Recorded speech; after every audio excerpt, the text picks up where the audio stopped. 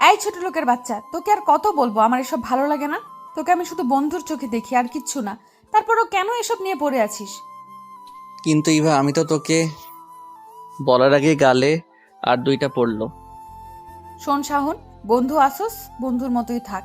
আর যদি না পারিস তাহলে আর আমার সাথে কথা বলা বা যোগাযোগ করিস না। শাওনের কিছু না বলে সেখান থেকে চলে গেল।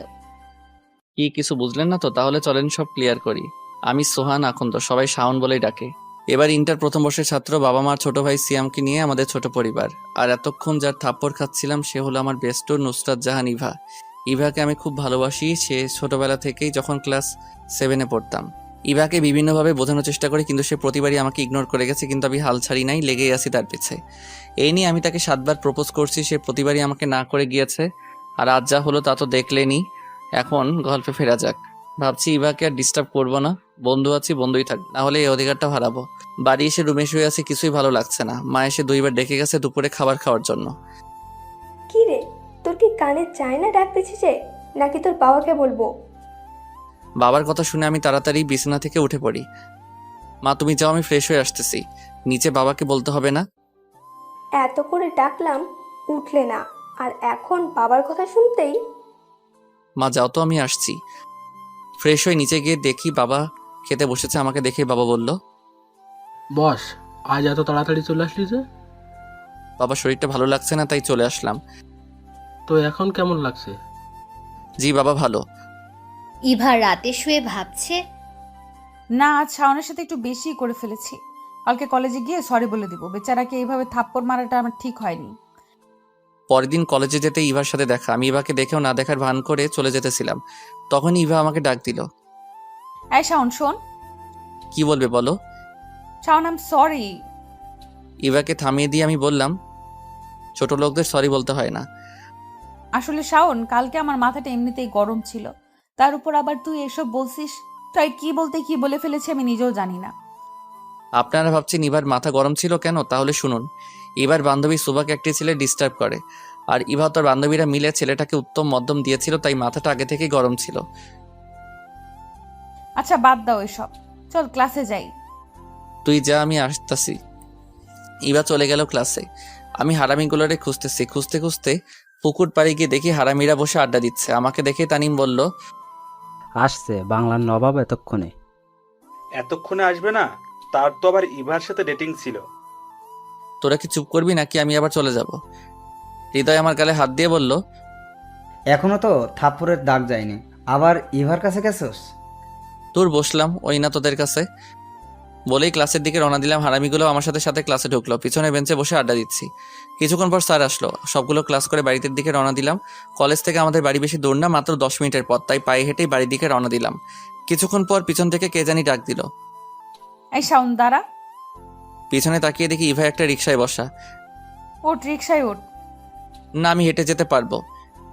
বললাম না উঠতে। ইভার রাগি চোখ দেখে আমি আর কিছু না বলে রিকশায় উঠে বসি। তুই কি আমার সাথে এখনো রাগ করে আছিস? মনে মনে ভাবছি, মেয়েরা পারে বটে, এখন রাগ আমার এখনই ঠান্ডা। কি ভাবছিস এত কখন থেকে? কিছু না তো। হয়েছে, আর বলতে হবে না। নাম, এখন তোর বাড়ি এসে গেছি। আমি আর কিছু না বলে বাসায় এসে পড়ি, আমিও বাসায় চলে যাই। মেয়েটা কে ছিল রে? কোন মেয়ের কথা বলছো তুমি? নাকামি করিস না, এতক্ষণ যার সাথে রিক্সায় ঘুরে বেড়ালি। ও তো ইভা। ও, ইভা না হয়ে অন্য কেউ হলে আমার খবর করে ছাড়তো। ইভাকে মা চিনে, তাই কিছু বলেনি। মা, খিদে লাগছে, খাবার দাও। তুই ফ্রেশ হয়ে আয়, আমি খাবার বাড়ছি। আমি ফ্রেশ হয়ে খেয়ে নিলাম, তার বিছানায় শুয়ে দিলাম একটা ঘুম। বিকাল বেলা তানিমের কলে ঘুম ভাঙলো। কল ধরতেই, এই হারামি, কখন থেকে কল করে যাচ্ছি, তোর ধরার নামই নেই। তাড়াতাড়ি শ্যামলতলি আয়, সবাই বসে আড্ডা দিচ্ছি। 5 মিনিট অপেক্ষা করো, আমি 10 মিনিটে আইতেছি। তারপর ফ্রেশ হয়ে শ্যামলতলি গেলাম, বন্ধুদের সাথে আড্ডা দিয়ে রাতে বাড়ি ফিরলাম। এভাবে চলছিল দিনকাল। দেখতে দেখতে 2টা বছর চলে গেল। এইচএসসি পরীক্ষা চলে এলো, ভালোভাবে পরীক্ষাও দেই। আল্লাহর রহমতে ভালো রেজাল্টও করি। শুধু আমি না, ইভাও ভালো রেজাল্ট করেছে। দুইজনে একই ভার্সিটিতে চান্স চাই এবং ভর্তি হয়, তবে ইভা জানে না। তবে সেদিনের পর থেকে ইভাকে আর ভালোবাসি কথাটা বলিনি, শুধু মনের মধ্যে রয়ে গেল। কি রে, আর কত ঘুমাবি? আজ না তোর ভার্সিটির প্রথম দিন, প্রথম দিনই লেট করবি নাকি? মার কথা শুনে লাফ দিয়ে বিছানা হতে ওঠে। মা তুমি নাস্তা রেডি করো, আমি আসতেছি। ফ্রেশ হয়ে রেডি হয়ে নিচে গিয়ে দেখি বাবা খাবার টেবিলে বসে আছে। কি ঘুম ভাঙলো? জি বাবা। শুনলাম আজ নাকি কলেজে যাবি। জি বাবা। বাবাকে আমি খুব ভয় পাই, তাই বাবার সামনে বেশি কথা বলি না। নাস্তা করে কলেজে যাওয়ার সময় বাবা একটা চাবি এগিয়ে দিয়ে বলল, এই নে ধর। কিসে চাই বাবা এটা? বাইরে গিয়ে দেখ। বাইরে এসে দেখি একটা বাইক রাখা। বাইকটা দেখে দৌড়ে গিয়ে বাবাকে জড়িয়ে ধরে বলি, আমার সুইট বাবা। মা। হয়েছে হয়েছে, এবার যা। বাইকে উঠে বাইজিতে একটা কল দিলাম। আমা কই তুই? আমি তো বাসায়। তাড়াতাড়ি নিচে আয়, কলেজে যাব। ও আপনাদেরকে তো বলতে ভুলে গেছি, 3 হারামিগুলো আমার সাথে ভর্তি হয়েছে। বাইজিৎকে নিয়ে আমি কলেজে চলে আসি। তানিম আর হৃদয়কেও বলেছি চলে আসতে, তারাও এসেছে। সবাই বসে আড্ডা দিচ্ছি, এ সময় ইভা আসলো। ইভাকে দেখে তো আমি পুরাই ফিদা হয়ে গেলাম। এ তো সাক্ষাৎ পড়ি। ইভাকে দেখে আবারও ক্রাশ খেলাম। কি রে তোরা এখানে?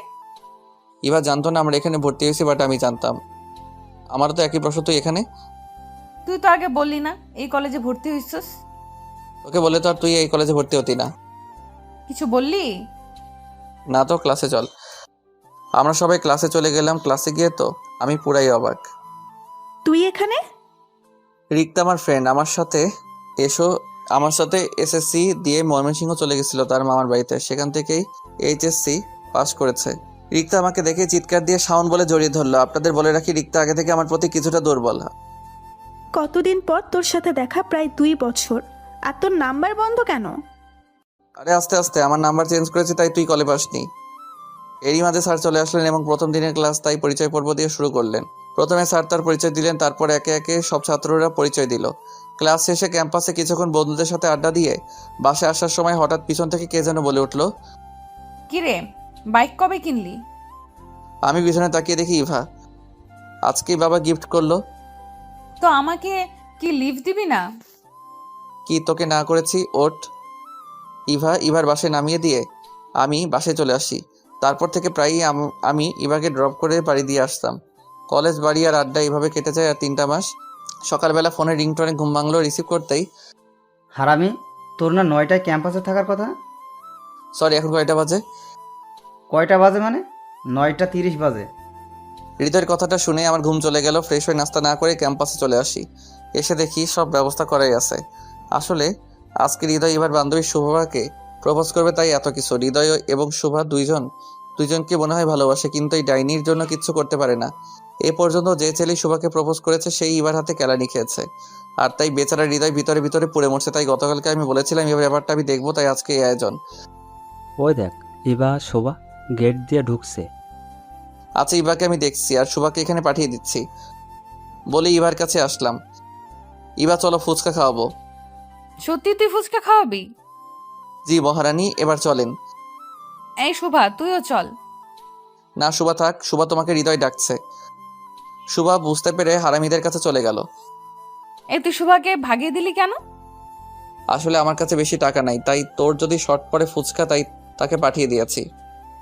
ডাহা মিথ্যা কথা, ইভা যাতে বুঝতে না পারে তাই এটা বললাম। ইভাকে নিয়ে আমি ক্যান্টিনে চলে আসছি। ইভা ইচ্ছা মতো ফুচকা খেলো। এদিকে শুভা হৃদয়ের কাছে আসলো। শোভা, তোমার চোখটা বন্ধ করো। কেন? আরে করতে বলছে, করেই দেখ না। শুভা চোখ বন্ধ করলে হৃদয় হাঁটু গেড়ে বসে গোলাপ ফুলটা শুভার সামনে ধরে। I love you Shobha, do you love me?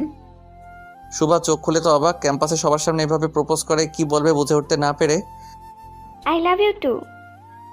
সবাই হাততালি দিয়ে উঠলো। আমি আর ইভা এসে দেখি সবাই ক্লাসে চলে গেল। তাই ইভা বলে উঠল, শাওন চল আজকে তোর বাইকে ঘুরি। আমি কিছু একটা ভেবে বললাম, চলো। কিছুক্ষণ ঘোরাঘুরি করে দুপুরে বাসায় চলে আসি। ফ্রেশ হয়ে দুপুরে খাবার খাই। হাতে কোনো কাজ না থাকায় বেলকনিতে বসে গল্প লিখতে শুরু করি। আর গল্প লিখতে বসলেই কেন জানি না ইভার কথা মনে পড়ে। পড়বেই বা না কেন, আমার গল্প তো শুধু ইভাকে ঘিরে। ইভার কথা মনে পড়তে ইভাকে একটা কল দিলাম, ধরলো না। কি ব্যাপার ইভা, কল ধরলা না কেন? আবার দিলাম, ধরলো না। 10 বারের মাথায় কল ধরলো। ইভা কল ধরছিলে না কেন? তুমি ঠিক আছো? একটা কাজ করছিলাম। ইভা তোর কণ্ঠ এমন লাগছে কেন? সত্যি করে বল, তুই ঠিক আছিস? আচ্ছা পরে কথা বলি, আমার ভালো লাগছে না। ইভার কথা শুনে বুঝলাম কোনো একটা গন্ডগোল আছে, কিন্তু কি? আমাকে যে করেই হোক জানতে হবে। বেলকনি বসে থাকতে আর ভালো লাগছে না, তাই বাসার বাইরে চলে আসি আমি। হারামিদের কল দিয়ে বলি সেমতলি আসতে। সেমতলি হলো আমার বন্ধুরা বসে যে জায়গায় আড্ডা দেয় সেই জায়গার নাম। কিছুক্ষণ পর সব হারামিরা চলে আসলে জমিয়ে আড্ডা দিই। বাসায় ফিরি রাত 10টায়। অবশ্য আম্মু একটু বকা দিয়েছিল, কিন্তু আব্বুর জন্য বেঁচে যাই। ফ্রেশ হয়ে রাতের খাবার খেয়ে শুয়ে ভাবছি এবার কি হলো। এবার কথা শুনে মনে হলো এবার কিছু একটা নিয়ে টেনশনে আছে। না, এসব ভেবে এখন আরামের ঘুমটা হারাম করব না। কালকে ইভার কাছ থেকে সব জেনে নেব। পরের দিন ক্যাম্পাসে একা একা বসে আছি। এবার বিষয়টা নিয়ে টেনশন হচ্ছিল, তাই আগে আগে কলেজে এসে পড়ি। হারামিগুলো এখনো আসেনি। গেটের দিকে তাকাতেই দেখলাম ইভা আসতেছে। ইভা আমাকে দেখে সোজা আমার কাছে আসলো। কিরে, কালকে তোর কি হয়েছিল? ইভা একটি কার্ড এগিয়ে দিয়ে বলল, আগে এটা ধর, কিসের কার্ড এটা? খুলে দেখ। কার্ডটা খুলেই যেই কার্ডের দিকে তাকালাম, আমার মাথায় যেন আকাশ ভেঙে পড়লো। আমি বাকরুদ্ধ হয়ে গেলাম। এটা কি? কেন, আমার বিয়ের কার্ড। কই, আগে তো কিছু জানাসনি। আসলে কালকে কলেজ থেকে বাড়ি ফিরেই দেখি আমাকে নাকি দেখতে আসবে আর পছন্দ হলে আংটি পরাবে। ছেলে আমাকে দেখে পছন্দ করে, আর ছেলে 1 মাস পর অস্ট্রেলিয়া চলে যাবে, তাই বিয়ের ডেটটা এত তাড়াতাড়ি দিয়েছে। তুই বিয়েতে রাজি? আসলে প্রথমে একটু রাগ হয়েছিল এত তাড়াতাড়ি বিয়ে, তারপর ভাবলাম বিয়ে তো একদিন করতেই হবে, তাই রাজি হয়ে যাই। আচ্ছা তুই থাক, আমি যাই, সবাইকে কার্ড দিতে হবে। ইভা চলে গেল আর আমি বসে বসে চোখের জল ফেলছি। ইভা, তুই একটিবার আমার কথা ভাবলি না? আমি যে তোকে ছাড়া অচল। আমি যদি তোকে না পাই তাহলে তো আমার জীবন অপূর্ণ থেকে যাবে। এসব কথা ভাবছি আর চোখের জল ফেলছে। কিছুক্ষণ পর বন্ধুরা এসে দেখে আমি কাঁদতেছি। কিরে, কি হয়েছে? কাঁদতেছিস কেন? কিরে বল, কি হয়েছে? কে কি বলেছে? ইভার বিয়ে ঠিক হয়ে গেছে। মুহূর্তের মধ্যে সবার মুখ কালো হয়ে গেল। কি বলিস? কবে বিয়ে? 1 সপ্তাহ পর। তুই যে ইভাকে ভালোবাসিস এ কথা ইভাকে বলিসনি? না রে, এঙ্গেজমেন্ট হয়ে গেছে। 1 সপ্তাহ পর বিয়ে। কি করি এখন এসব বলি? আচ্ছা, ক্লাসে চল, পরে দেখা যাবে। না রে, তোরা যা, আমি বাসায় যাব। আচ্ছা, সাবধানে যাইস। বাসায় এসে রুমে শুয়ে কাঁদতে কাঁদতে কখন যে ঘুমিয়ে গেছে মনে নেই। বিকালে বন্ধুরা শ্যামলতলি যাওয়ার জন্য বলেছিল, আড্ডা দেওয়ার জন্য, কিন্তু আমি যাইনি। দেখতে দেখতে কেটে গেল আরও 3টা দিন। আমি এই 3 দিনে কলেজে যাইনি, ঠিক মতো খাওয়া দাওয়া করিনি, একেবারে ভেঙে পড়ি। আজ বন্ধুরা সবাই এসেছে আমায় দেখতে। কিরে, তুই কলেজে যাস না কেন? আরে, মেয়ে একটা গেলে 10টা পাবি। আমি তো ইভাকে বলতে পারবো না রে। এভাবে আর চলতে দেওয়া যায় না, কিছু একটা করতে হবে। কিছুক্ষণ আড্ডা দিয়ে বিকালের দিকে বন্ধুরা চলে যায়। রাতে খাবার টেবিলে সবাই খেতে বসলাম। এই সময় বাবা বলে উঠলো, কি রে, ইবা মামুনির বিয়ে তুই তো একবারও বলিসনি? ও বলা হয়নি। ইভার বাবা আর আমার বাবা ছোটকালের বন্ধু। ইভাকে বাবা খুব আদর করে। শোন, কালকে আমরা সবাই রহিমের বাড়ি যাব। রহিম হলো ইভার বাবা। আমি যেতে পারবো না। কিভাবে যাব? নিজের ভালোবাসার মানুষকে অন্য কেউ নিয়ে যাবে, এটা আমি নিজ চোখে দেখতে পারবো না। কেন, ইবার সাথে ঝগড়া করেছিস? আমি কোনো কথা শুনতে চাই না।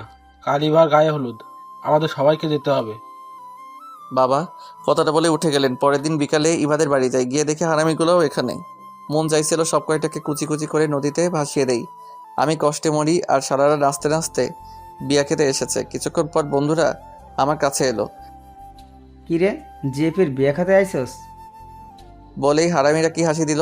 রাগে আমার গা জ্বলে যাচ্ছিল। তোর মোবাইলটা দে তো।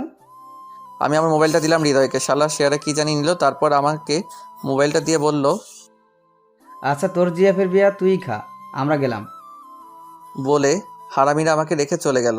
যাক, ভালো হয়েছে। হারামিরা এমন কথা বলতো, এতে আমার কষ্ট আরো বাড়তো। আমি ইভার রুমে গিয়ে দেখি ইভাকে গায়ে হলুদের সাজ সাজাচ্ছে। আমাকে দেখে ইভা বলে উঠলো, শাওন, আমাকে কিরকম লাগছে?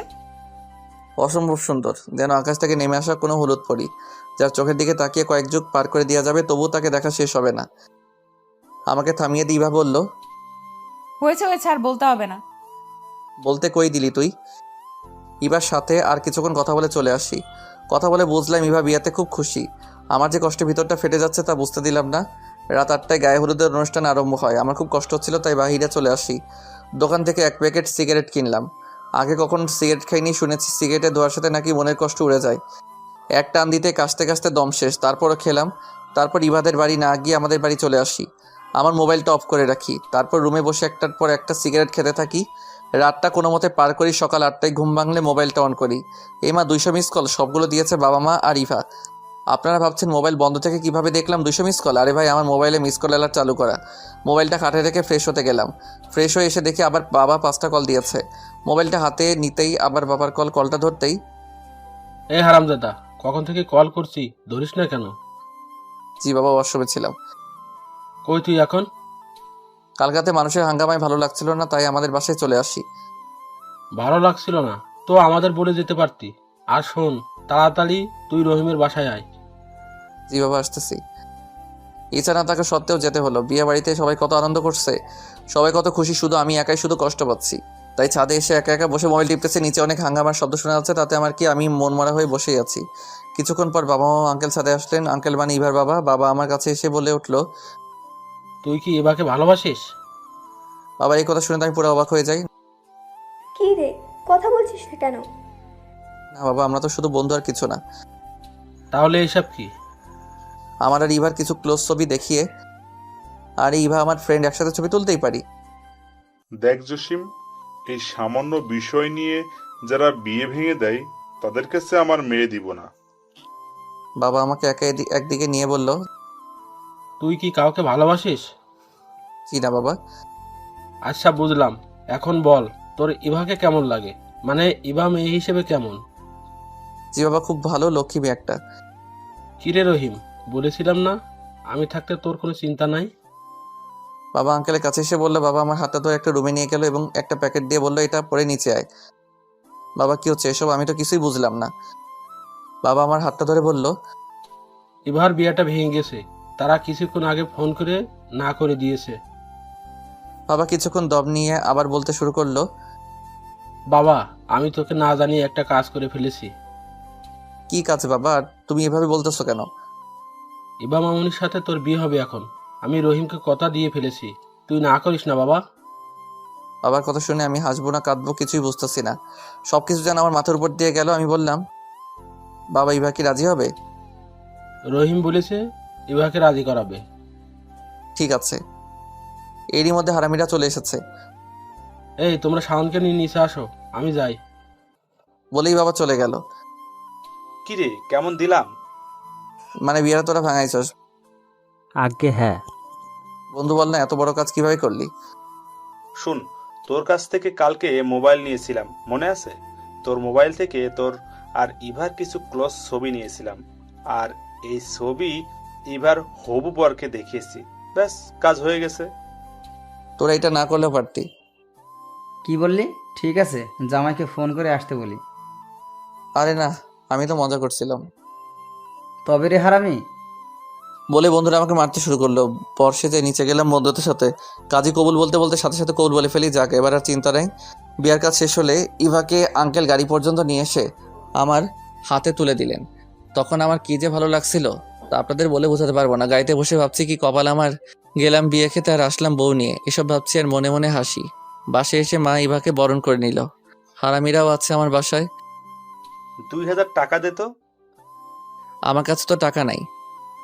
আচ্ছা, লাগবো না। হৃদয়, তুই শাওনকে নিয়ে ছাদে যা, আমি না বলা পর্যন্ত রুমে আসবি না। আমি আর হৃদয় ছাদে বসে আড্ডা দিচ্ছি। কিছুক্ষণ পর বাইজিদার তানিম এলো। চল, ভাবি তোর জন্য বসে আছে। তারপর হারামিরা আমার রুমের সামনে নিয়ে আসে। শোন, বিড়াল কিন্তু ভালো করে মারিস। তুই না পারলে আমাকে বলিস। বাকশালারা। রুমে এসে দরজাটা লাগিয়ে দিয়ে ইভার দিকে তাকাতে দেখি ইয়া বড় একটা ঘোমটা দিয়ে বসে আছে। ঘোমটার জন্য ইভার মুখটা দেখা যাচ্ছে না। এক পা দুপা করে এগোচ্ছি, বুকটা ধুকপুক করতেছে। শুনেছি বাসর ঘরে বউ নাকি স্বামীর পায়ে সালাম করে। কই ইভা তো এলো না সালাম করতে। কি করব কিছুই বুঝতেছি না। নিজের উপর রাগ হচ্ছে, কেন যে আগে 2-3টা বিয়ে করে বাসর ঘরের অভিজ্ঞতা অর্জন করিনি। খাটের এক কোণে গিয়ে বসলাম। আমাকে দেখে ইভা ঘোমটাটা সরিয়ে বলল, শোন, আমি তোকে স্বামী হিসেবে মানতে পারবো না, তো আমার কাছে আসার চেষ্টা করবি না। ইভার কথা শুনে আমি বাকরুদ্ধ হয়ে যাই। কি বলবো কিছুই বুঝতেছি না। ইভা আমার দিকে একটা বালিশ ছুঁড়ে মেরে বলল, তুই সোফায় ঘুমা আর আমি খাটে ঘুমাবো। সোফায় তো আমি ঘুমাতে পারি না। তা আমি কি করব? ঘুমাতে না পারলে জেগে থাক। যা তো এখান থেকে, আমি ঘুমাবো। কি আর করব, মনে একরাশ কষ্ট নিয়ে সোফায় শুয়ে পড়লাম। বাসর ঘর নিয়ে জীবনে কত স্বপ্ন দেখেছি, শেষ পর্যন্ত কিনা আমাকে সোফায় ঘুমাতে হলো। ভাবতেই চোখে জল চলে এলো। সকালবেলা ঘুম ভাঙতে চোখ খুলে দেখি বউ আমার গোসল করে এসে আয়নার সামনে বসে মাথার চুল আঁচড়াচ্ছে। প্রতিদিন সকালে ঘুম ভাঙতে ইভাকে দেখতে পারবো ভাবতেই ভালো লাগে। এভাবে চেয়ে আছিস কেন? আমার বউকে দেখছি। আমি না তোকে বললাম আমি তোকে স্বামী হিসেবে মানি না? সো আমাকে এসব বউটও ডাকবি না। শোয়া থেকে উঠে ফ্রেশ হয়ে ইভাকে নিয়ে নিচে গেলাম। আমাদের দেখে সবাই হা হয়ে তাকিয়ে আছে, যেন আমরা ভিন্ন গ্রহের এলিয়েন। আমাদের আর কোনোদিন দেখিনি। বাহ, তোদেরকে খুব মানিয়েছে। দেখতে হবে না কার ছেলে আর ছেলের বউ? ছেলে কি তোমার একার নাকি? আরে তোমরা ঝগড়া থামাবা, আমি তোমাদের দুজনেরই ছেলে। এখন খেতে দাও। মা আপনিও বসে পড়েন, আমি বেড়ে দেই।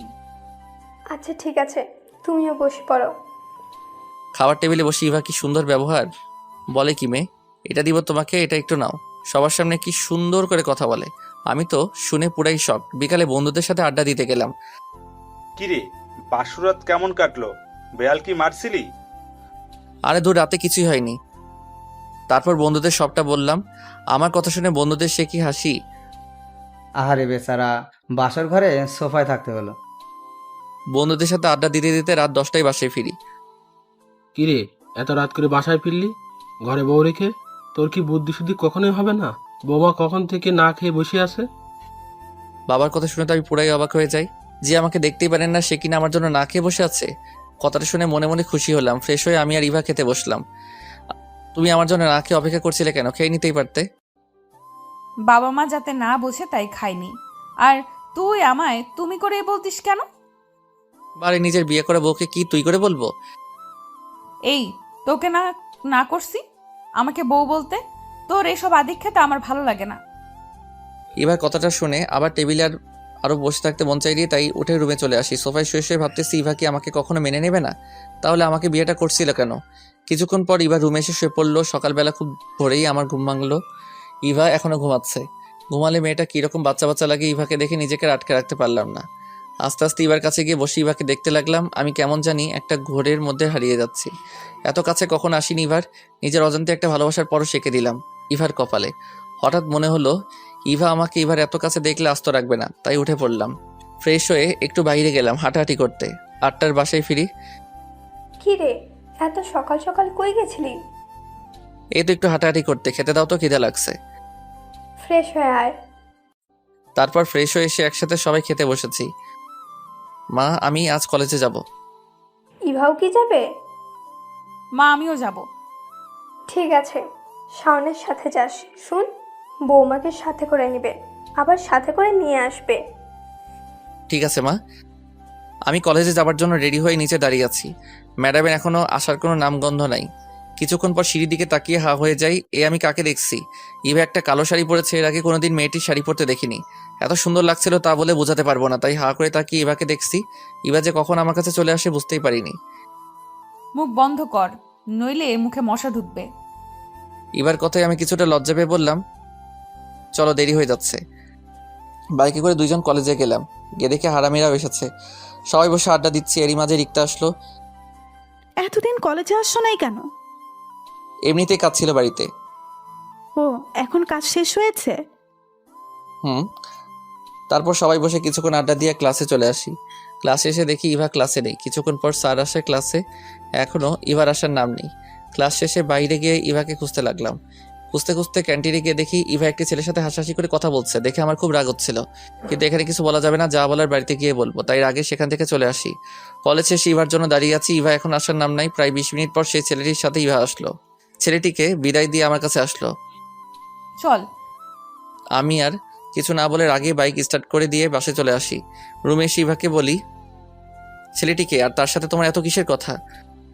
ছেলেটি যেই হোক, তোকে বলতে যাব কেন? বলতে হবে আমাকে, কারণ আমি তোমার স্বামী। স্বামী মাই ফুড, তোকে আমি স্বামী হিসেবে মানি না। শোন, তোকে আমি 6 মাস পর ডিভোর্স দিব। সো আমার ব্যাপারে তুই নাক গলাতে আসবি না। ইভার মুখে ডিভোর্সের কথাটা শুনে আমার মাথায় যেন আকাশ ভেঙে পড়লো। আমি আর কিছু না বলে রুম থেকে বেরিয়ে পড়ি। ছাদে গিয়ে সিগারেট ধরালাম। আগে সিগারেট খেতাম না, এখন ইভার অবহেলায় সিগারেট ওই আমারই একমাত্র সঙ্গী। এভাবেই কেটে যায় 1 মাস। ইভা এখন আমার সাথে আগের মতো কথা বলে না। আমি কথা বলার বহু চেষ্টা করি, কিন্তু ইভা শুধু হ্যাঁ বা না উত্তর দেয়। তাই আমিও বেশি কিছু বলি না। সকালে ফ্রেশ হয়ে নাস্তা করে ইভাকে নিয়ে কলেজে গেলাম। ক্যাম্পাসে গিয়ে দেখি বন্ধুরা সবাই বসে আছে, কিন্তু সবার মন খারাপ। কিরে তোরা সবাই মুখটা এমন বাংলার পেঁচার মতো করে রাখছস কেন? মিমের বিয়ে ঠিক হয়ে গেছে। মিম হচ্ছে বাইজিতের খালাতো বোন। কি বলিস, কবে?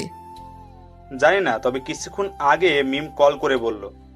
বিয়ের ডেট ঠিক হয়ে গেছে? সামনে রবিবারে। আজকে সোমবার, তার মানে 5 দিন সময় বাকি আছে। আর চল সবাই। কই যাবি? কই যাবো মানে তোর খালা বাড়ি। সবাই এখন যার যার বাড়ি গিয়ে রেডি হয়ে নে, তারপর সবাই উঠে পড়ি। আমি ইভাকে খুঁজতে থাকি, কারণ ইভাকে বলে যেতে হবে। ইভাকে গিয়ে দেখি বান্ধবীদের সাথে বসে আড্ডা দিচ্ছে। আমি ইভাকে ডাক দিলাম, ইভা একটু এদিকে আসো। কি বলবি এখানে বল। শোন, আমি এখন বাড়ি চলে যাব, তুমি কি আমার সাথে যাবে? এখন চলে যাবে কেন? ক্লাস করবে না? না, আমি এক জায়গায় যাব 5-6 দিনের জন্য। আচ্ছা তুই তাহলে যা, আমি ক্লাস করে বাসায় চলে আসব। আমি মন খারাপ করে চলে আসলাম। ভাবছিলাম 5-6 দিনের জন্য যাব, ইভা কিছু বলবে, কই যাব, কেন যাব, এসব। আচ্ছা সাবধানে যাও, এটুকু তো বলতে পারো। বাড়ি গিয়ে মাকে বাড়ি রেডি হয়ে সবাই বেরিয়ে পড়লাম মিমের বাড়ি কিশোরগঞ্জের উদ্দেশ্যে। স্টেশনে এসে সবাই বাসে উঠে পড়লাম। প্রায় 4 ঘন্টা জার্নি করে মিমদের বাড়ি গেলাম। বাইজিতে সবার সাথে পরিচয় করিয়ে দেই। আন্টি আমাদের রুম দেখিয়ে বলে, বাবা তোমরা এখানে রেস্ট নাও। সবাই ফ্রেশ হয়ে রেস্ট নিচ্ছি। হৃদয় মোবাইলে সবার সাথে কথা বলছে। কিছুক্ষণ পর মিম আসলো রুমে, বাইজিৎকে দেখে সবার সামনে জড়িয়ে ধরলো। আমরা সবাই হা হয়ে গেলাম। মিম কিছুক্ষণ পর যখন দেখলো আমরা তাকিয়ে আছি, বাইজিৎকে ছেড়ে দিয়ে বলল, সরি। সমস্যা নাই, আপনারা কন্টিনিউ করতে পারেন। বলে আমরা রুম হতে বেরিয়ে পড়ি। রাতে খাবার খেয়ে সবাই রুমে আসি। বাইজিৎ, আমার মিমের সাথে কিছু কথা আছে, চল মিমের রুমে। তারপর আমি আর বাইজিৎ মিমের রুমে যাই। মিম, আমি তো কিছুই বুঝলাম না, আপনি বাইজিৎকে ভালোবাসেন, তাহলে বিয়েতে রাজি হলেন কেন? আসলে বাবা আমাকে না জানিয়ে আমার বিয়া ঠিক করেছে। তাহলে জানার পর আঙ্কেলকে কিছু বলেন না কেন? আমি বাবাকে খুব ভয় পাই, আর বাবাকে বাইজিতের কথাটা বলতে পারিনি। আচ্ছা আপনি এখন কি চান? আমি বাইজিতকে ছাড়া বাঁচতে পারবো না। আচ্ছা আমরা আছি, সব ঠিক করে দিব। বলে আমি আর বাইজিৎ রুম মধ্যে চলে আসি এবং সবাইকে সব বললাম। সব তো বুঝলাম, এখন বাইজিৎ তুই তোর আঙ্কেলকে বলতে পারবি? না ভাই, আঙ্কেল খুব রাগী, আমি বলতে পারবো না।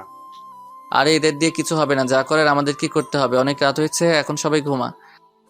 তারপর সবাই ঘুমিয়ে পড়ি। সকালবেলা ঘুম ভাঙতে ইবার কথা মনে পড়লো। প্রতিদিন ঘুম থেকে উঠে ইবাকে দেখতাম, আজ ইবাকে দেখতে না পেয়ে মন খারাপ করে বসে আছি। কিরে মন খারাপ করে বসে আছিস কেন? না এমনি, আর কই মন খারাপ। এবার কথা মনে পড়ছে তাই না?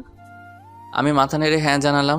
বন্ধুরা এমনই হয়, মুখ দিয়ে কিছু বলতে হয় না, চোখ দেখেই সব বলে দিতে পারে। মন খারাপ করিস না, দেখিস সব ঠিক হয়ে যাবে। তারপর ফ্রেশ হয়ে সবাই মিলে ঘুরতে গেলাম। কিশোরগঞ্জের পাগলা মসজিদ, শোলাকিয়া ঈদগাহ মাঠ ও গুরুদয়াল কলেজে ঘুরলাম। গুরুদয়াল কলেজের অনেক নাম শুনেছি, এখানে নাকি রাষ্ট্রপতিও লেখাপড়া করেছে, তাই এই কলেজটা দেখার খুব শখ ছিল। কিছুক্ষণ ঘোরাঘুরি করে মিমদের বাড়ি গেলাম। এখনও মিমের বাবাকে বাইজিদের কথা বলা হয়নি, তাই সবাই বসে প্ল্যান করতেছে কিভাবে বলা যায়। এভাবে কেটে গেল আর 2টা দিন, এখনো আঙ্কেলকে বলা হয়নি। আঙ্কেলের যা রাগী মানুষ, এই 3 দিনে বুঝেছি, তাই কেউ বলার সাহস পাইনি। অবশেষে আজ সিদ্ধান্ত নিয়েছি সবাই মিলে আজই বলবো। দুপুরে খাওয়া দাওয়ার পর মিমের বাবা মার রুমে গেলাম।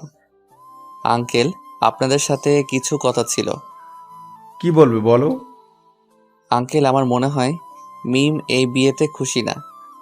কি বলছো এসব? আঙ্কেল, আপনি একবার কি মিমকে জিজ্ঞেস করেছেন? মিমেরও তো পছন্দ অপছন্দ থাকতে পারে। কি বলতে চাও তুমি, স্পষ্ট করে বলো। জি আঙ্কেল, মিম আর বাইজিৎ দুইজন দুজনকে ভালোবাসে আঙ্কেল। বেশ, মিম মিম। রাগে মিমকে ডাক দিলেন আঙ্কেল। জি বাবা। আমি যা শুনেছি তা কি সত্যি? মিম ভয়েস শুধু মাথা নাড়িয়ে হ্যাঁ জানালো। তোমরা সবাই এখন যাও। আমাদের দিকে রাগীভাবে তাকিয়ে আঙ্কেল বলল, আমরা রুমে চলে আসি। আঙ্কেল কি বললো রে? জানি না, তবে খুব রেগে গেছে। কিছুক্ষণ পর আঙ্কেল বাইজিৎকে তার রুমে ডাকলেন। বেচারা মুখটা ভয় দেখার মতো ছিল। বাইজিৎ আঙ্কেলের রুমে গেলে কি বলবো জানি না, তবে বাইজিৎ আর মিমকে রুম থেকে দেখছি হাসি মুখে বের হচ্ছে। কিরে আঙ্কেল, কি বলবো? আঙ্কেল আমাদেরকে মেনে নিয়েছে। সত্য। আমাকে ডেকে নিয়ে প্রথমে খুব বকাঝকা করলো, আগে কেন বলিনি তার জন্য। তারপর আঙ্কেল বলল আর 2 দিন পর বিয়ে, এখন আর সম্ভব না। তারপর আমি আর মিম আঙ্কেল পায়ে ধরে কান্নাকাটি করি, তখন আঙ্কেল আমাদের মেনে নিয়েছে। তার মানে কালকের দিন পর তোদের বিয়ে?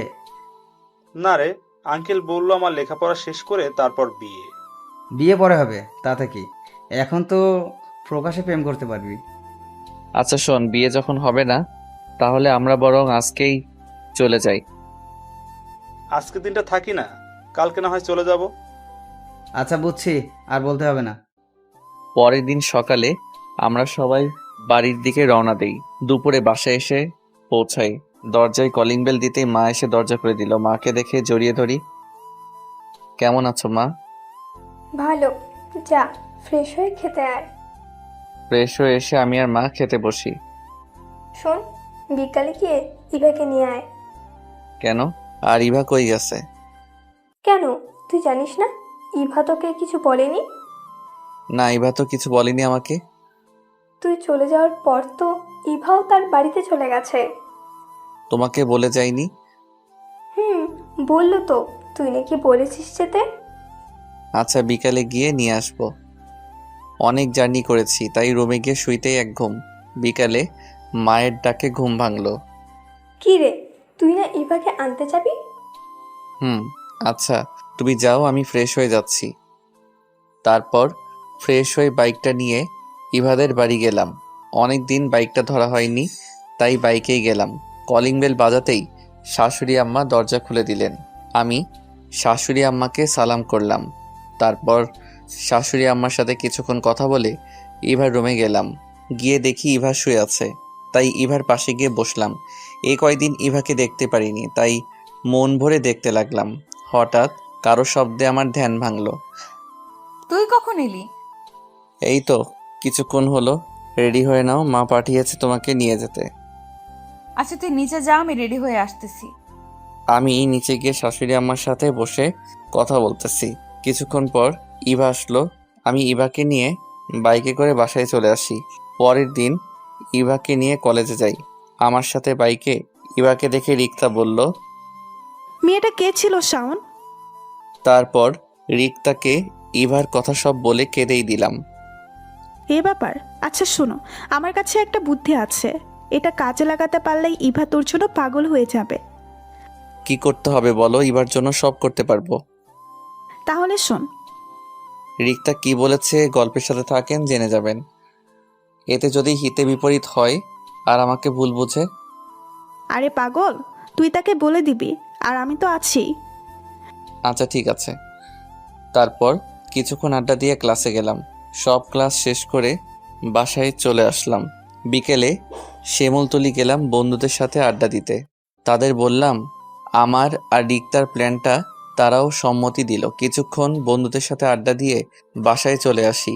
রাতে খাবার খেয়ে রুমে আসি। ইভাও আসে।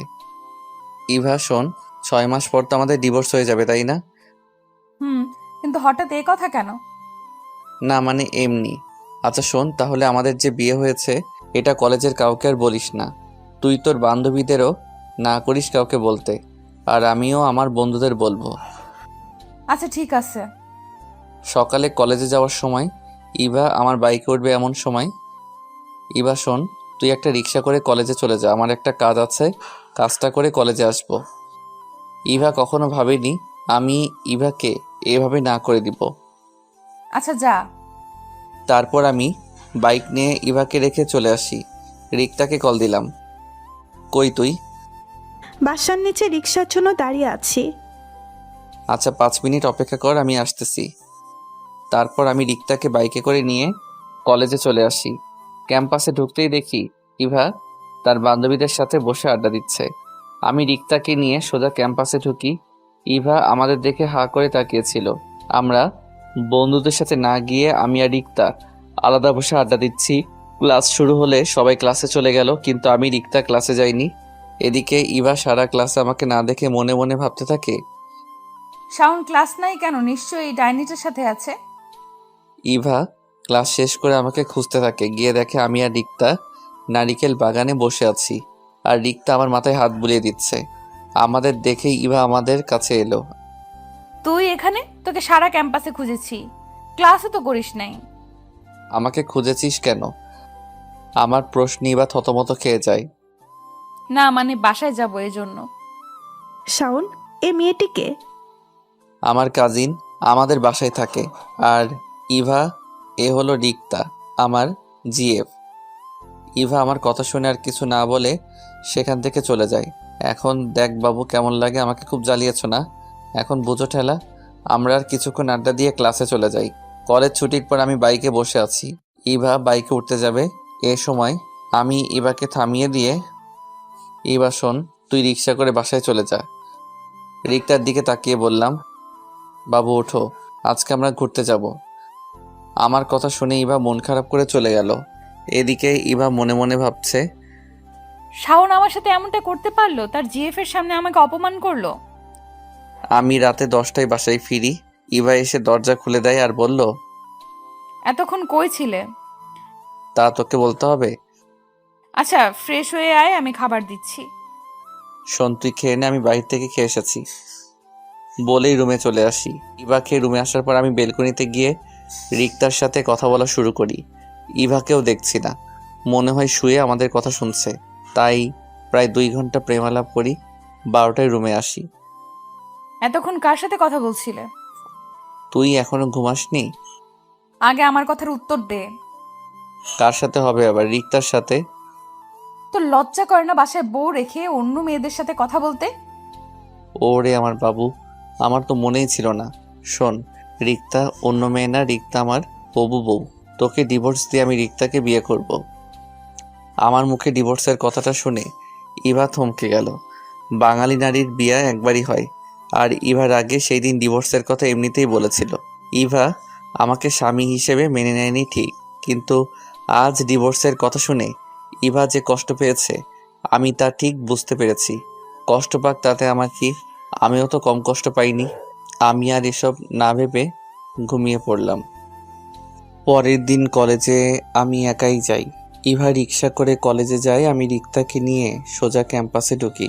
আমাদেরকে দেখে এবার বান্ধবীরা ইভাকে বলল, কিরে, শাওনের সাথে মেয়েটাকে? আর তোকে দেখছি 2 দিন ধরে একাই রিক্সা করে আসছিস, তোদের কি কিছু হয়েছে? ইভা বান্ধবীদের সবটা খুলে বলল। তুই কাজটা ঠিক করিসনি, এখন পস্তা। তোর চোখের সামনে দিয়ে তোর স্বামীকে আরেকজন নিয়ে যাবে। ক্লাস শুরু হয়ে আমরা সবাই ক্লাসে চলে যাই। আমি আর রিক্তা দুইজন চোখে চোখে কথা বলছি। ইভাকে দেখছে আমাদের দিকে আর চোখে তাকিয়ে আছে ছলছল চোখে। ক্লাস শেষে আমি আর রিক্তা দুইজন বাহিরে বসে আছি। রিক্তা, আমার মনে হয় ইভাকে এখন বলে দেওয়া উচিত। তুই কি পাগল হয়েছিস? এখনো তো কিছুই হয়নি। এখনো তো ইভা যে তোকে ভালোবাসে তা বলেনি। আর ভালোবাসলে ভালোবাসার মানুষ অবহেলা করলে যে কতটা কষ্টের তা তোকে বুঝতে হবে না। তুই এত বুঝিস? আগে যদি জানতাম তাহলে আমি তোকেই বিয়ে করতাম। কথাটা বলেই সামনে তাকিয়ে দেখি ইভা দাঁড়িয়ে আছে। আমি আর কিছু না বলে ইভাকে দেখিয়ে রিক্তার কোলে শুয়ে পড়ি। এখানে কি হচ্ছে? দেখছিস না আমরা প্রেম করছি? ইভা আমার কলার ধরে দাঁড় করিয়ে বলল, লজ্জা কর না তোর বউ থাকতে একটা রাস্তার দুশ্চরিত্র মেয়ের সাথে প্রেম করতে? ইভা, রিক্তাকে নিয়ে কোনো বাজে কথা বললে ভালো হবে না বলে দিলাম। একবার না 100 বার বলবো, অন্য স্বামীর সাথে প্রেম করে বাজে মেয়ে না তো কি ধোয়া তুলসী পাতা? ইভা কথাটা বলার সাথে সাথে ঠাস ঠাস করে 2টা বসিয়ে দিলাম। ব্যাস, অনেক হয়েছে তোর নাটক। কিছু বলিনি এতদিন, কিন্তু আর না। বাজে মেয়ে রিক্তা না তুই। আর কিসের স্বামী স্বামী করিস? বিয়ার পরে একটিবার ভালো করে কথা বলেছিস আমার সাথে? বিয়ার পরে কলেজের এক বড় ভাইয়ের সাথে তুই কি করেছিলি? কলেজ ছুটির পরও তো তোর জন্য আমাকে আধা ঘন্টা দাঁড়িয়ে থাকতে হতো। আমি এসব ভুলে গেছি ভাবছিস? তোকে ভালোবাসা তো দূরের কথা, তোকে দেখলে এখন আমার ঘেন্না হয়, ঘেন্না। নেক্সট টাইম আমার ব্যাপারে কোনো কথা বলবি না। এখন দূর হ আমার চোখের সামনে থেকে। এবার চোখ দিয়ে শুধু পানি পড়ছে, আর কোনো কথাই বলছে না। বাবু চল তো এখান থেকে, এসব মেয়েদের দেখলে আমার গা জ্বলে। বলেই আমি রিক্তার হাত ধরে চলে আসি। ইভার সাথে খারাপ ব্যবহার করে আমারও ভালো লাগছে না, তাই রিক্তাকে নিয়ে একটা পার্কে বসি। সরি রে, আমার জন্য এত কিছু হলো আজ। কি বলছিস তুই? আমি সরি, আমার জন্য তোকে এত কথা শুনতে হলো। আর থাপ্পড়টা ওর পাওনা ছিল। তা তারপরও ইভাকে থাপ্পড় মারাটা তোর উচিত হয়নি। কোনটা উচিত আর কোনটা উচিত না সেটা তোকে বুঝতে হবে না। আমার সামনে তোকে বাজে কথা বলবে আর আমি বসে থাকবো? আচ্ছা বাপ হয়ে এখন এসব বাদ দে, বাদাম খাবো, বাদাম নিয়ে আয়। আচ্ছা তুই বস, আমি আনতেছি। তারপর কিছু বাদাম এনে খেতে খেতে কিছুক্ষণ আড্ডা দেই। বিকাল হয়ে গেছে, তাই রিক্তাকে তার বাসায় নামিয়ে দিয়ে আসি। কোনো কিছু ভালো লাগছে না, তাই বন্ধুদের শিমুলতলি আসতে বলি আড্ডা দিতে। বন্ধুদের সাথে আড্ডা দিয়ে রাতে বাসায় ফিরি। দরজায় কলিং বেল দিতেই ইভা এসে দরজা খুলে দেয়। খুব খিদা পেয়েছে, খেতে দে। দুপুরেও খাইনি, তাই খুব খিদা লাগছে। আচ্ছা ফ্রেশ হয়ে আসো, আমি খাবার দিচ্ছি। ফ্রেশ হয়ে খাবার খেয়ে দুইজন রুমে গেলাম। শোনো, তুমি চাইলে খাটে ঘুমাতে পারো। তোর সাথে ঘুমানোর ইচ্ছা আমার নাই। বলেই বেলকনিতে গিয়ে রিক্তাকে বলে দিলাম। তোর বউ কি করে রে? কি আর করবে, খাটে বসে বসে চোখের জল ফেলছে। কলেজের ব্যাপারে তোকে কিছু বলেছিল? না, কিছুই বলেনি, তবে বাসায় আসার পর থেকে তুমি করে বলতেছে। বলেছিলাম না তোর জন্য পাগল হয়ে যাবে তোর বউ। আচ্ছা শোন, আমার ব্যাপারটা মনে থাকে যেন। মনে থাকবে। তুই আমার এত বড় উপকার করলি, তোর কথাটা আমি রাখবো না? আচ্ছা আমার ঘুম পাচ্ছে, রাখি। ওকে, শুভরাত্রি। বলে কলটা কেটে দিলাম। বেলকনিতে থেকে রুমে এসে দেখি ইভা শুয়ে শুয়ে কি জানি ভাবছে। আমি সেই দিকে খেয়াল না দিয়ে সোফায় শুয়ে পড়লাম। কখন যে ঘুমিয়ে গেছি মনে নেই। মাঝরাতে হঠাৎ কারো শব্দে ঘুম ভেঙে গেল। আমি চেয়ে দেখি ইভা আমার পায়ে মাথা রেখে কান্না করতেছে আর বলছে, সরি শাওন, তুমি যখন আমার কাছে ছিলে তখন আমি তোমায় বুঝতে পারিনি, কিন্তু আজ তোমাকে হারিয়ে আমি বুঝেছি তুমি আমার ভেতর কতটা জুড়ে ছিলে। এখন তোমাকে হারিয়ে বুঝেছি আমি তোমাকে কতটা ভালোবাসি। ভালোবাসার মানুষের অবহেলা যে কতটা কষ্টের এখন আমি বুঝতেছি। তোমাকে খুব অবহেলা করেছি সেই ছোটবেলা থেকে। এখন আমি বুঝতে পারছি তুমি কতটা কষ্ট পেয়েছো। তুমি শুধু একবার ফিরে আসো, আর কোনোদিন তোমাকে হারাতে দিব না। ইভার কথা শুনে খুব ইচ্ছে করছিল ইভাকে জড়িয়ে ধরে বলি, ভালোবাসি তোমায়, খুব ভালোবাসি। কিন্তু না, এখন কিছু বলা যাবে না। তাই আবার ঘুমিয়ে গেলাম। সকালবেলা ইভার ডাকে ঘুম ভাঙল। কি, আমাকে একটু শান্তিতে ঘুমাতেও দিবে না? অনেক বেলা হয়েছে, ওঠো। আর তোমার জন্য কফি বানিয়ে এনেছি, না হলে কফি ঠান্ডা হয়ে যাবে। আজ সূর্য কোন দিক দিয়ে উঠল, তুই আমার জন্য কফি করে আনলি? বারে, আমার বরের জন্য আমি কফি বানিয়ে আনতে পারি না? কি বলছিস, তোর বর? ভুলে যাস না, আর 3 মাস পর আমাদের ডিভোর্স হয়ে যাবে। তুই আমাকে কি ডিভোর্স দেস? আমিও দেখে নেব। কিছু বললি নাকি? না, কিছু বলিনি। আচ্ছা এখন কফিটা নাও। আমি ঘুম থেকে উঠে কফিটা খেয়ে ওয়াশরুমে গেলাম ফ্রেশ হতে। ইভার চিল্লাচিল্লিতে ওয়াশরুম থেকে বের হলাম। কি হয়েছে, এভাবে চেঁচাচ্ছিস কেন? বলে ফ্লোরের দিকে তাকিয়ে দেখি আমার মোবাইলটা ভেঙে পড়ে আছে। হায় আল্লাহ, এটা কি করলি? আমার মোবাইলটা ভাঙলি কেন? এই তোর মোবাইলে মেয়েদের এত কল কিসের? ইভার আমার কলার ধরে কথাটা বলল। আমি ভাঙা মোবাইলটা হাতে নিয়ে দেখি রিক্তা কল দিয়েছিল। কই এত মেয়ে, রিক্তাই তো কল দিয়েছিল। আর তুই তো জানিস রিক্তা আমার জিএফ। আর তুই কি রিক্তাকে উল্টাপাল্টা কিছু বলেছিস? কি বলেছি তা ওই ডাইনিটার কাছ থেকে জেনে নিস। তাহলে জেনে নিন ইভা কি বলেছিল। আমি যখন ঘুম থেকে উঠে রিক্তাকে একটা SMS পাঠিয়েছিলাম কল দেওয়ার জন্য, আর এটাও বলেছিলাম যে কলটা ইভা ধরবে। আমি ইভাকে জ্বালানোর জন্য রিক্তাকে দিয়ে কলটা করাই। ইভা কল রিসিভ করতেই, বাবু তোমার ঘুম ভাঙলো? শোন, রাস্তা করার দরকার নেই, তাড়াতাড়ি কলেজে চলে আসো, আমি তোমার জন্য বিরিয়ানি রান্না করে আনবো। এই মেয়ে, তোর সমস্যা কি? আমার স্বামীর জন্য আমি থাকতে তুই রান্না করে আনতে যাবি কেন? কি বললি? তোর স্বামী শাওন তো তোকে ডিভোর্স দিয়ে আমাকে বিয়ে করবে, আর 3 মাস পর। শোন ডাইনি, আমার স্বামীর দিকে তুই যদি চোখ তুলেও তাকাস তাহলে তোর চোখ আমি তুলে নেব। আমি কি করে বসে বসে আঙুল চুষবো? শাওন, শুধু আমার কথাটা মনে রাখিস। ইভা আর কিছু না বলে আছাড় দিয়ে আমার স্বাদের মোবাইলটা ভেঙে ফেলে। এই যা, এইটুকুর জন্য আমার মোবাইলটা ভেঙে ফেললো। আমি আর কিছু না বলে রেডি হয়ে নিচে গেলাম নাস্তা করতে। নাস্তা করে আমি যথারীতিতে ইভাকে রেখে কলেজে গেলাম। গিয়ে দেখি বন্ধুরা বসে আড্ডা দিচ্ছে, তাই তাদের সাথে বসলাম। কিরে, তোর কি অবস্থা? আজকাল তো ক্যাম্পাসে আমাদের সাথে বসিসই না, তা আজ কি মনে করে? তোরা তো জানিস আমি একটা মিশনে আছি। তো শুনি আপনি কি মিশনে আছেন? আরে তুই আয়, বস বস। বসবো না। শাওন, চল না, ফুচকা খাবো। চল ক্যান্টিনে। ক্যান্টিনে না, বাইরে রাস্তায় দাঁড়িয়ে খাওয়ার মজাই আলাদা। আচ্ছা চল। কি আর করার, রিক্তাকে নিয়ে কলেজের সামনে মরে গেলাম ফুচকা খেতে। হঠাৎ সামনে যেয়ে দেখি ইভা রিক্সা করে কলেজের দিকে আসতেছে। ইভাকে দেখে আমি, হ্যাঁ করো তো বাবু। কিরে, হঠাৎ রাস্তার মধ্যে তোর এত প্রেম আসলো কোথা থেকে? পিছনে তাকিয়ে দেখো। রিক্তা পিছনে তাকিয়ে দেখে ইভা। তাই তো বলি, এত প্রেম আসলো কই থেকে? ইভাকে দেখে রিক্তা আমাকে আর আমি রিক্তাকে ফুচকা খাইয়ে দিতে লাগলাম। আমাদের প্রেম দেখে ইভা রিক্সা হতে নেমে আমার হাত থেকে ফুচকার প্লেটটা নিয়ে একটা আছাড় মারলো। কি হচ্ছে এসব? এটা রাস্তা, সো আস্তে কথা বলো। তোকে না বললাম এই ডাইনির সাথে না যেতে? তাহলে তুই তার সাথে কি করছিস? দেখিস না দুইজন প্রেম করছি, তুই তো এসে দিলি সব শেষ করে। তুই আজ বাসায় আয়, তোর মজা দেখাবো। এতদিন তোকে কিচ্ছু বলি নাই, তাই লাই পেয়ে গেছিস। বলেই ইভা রাগে ফুঁসতে ফুঁসতে রিক্সায় উঠে বাসার দিকে চলে গেল। এই, তুই ইভাকে এত রাগালি কেন? এমনিতেই এখন না আমার ইভাকে রাগাতে ভালো লাগে। হা হা হা হা। আচ্ছা, তুই ইভাকে সত্যিটা কবে বলবি? ইভার জন্মদিন সামনে মাসের 8 তারিখ। ভাবছি ইভাকে সেই দিব, সারপ্রাইজ দিব।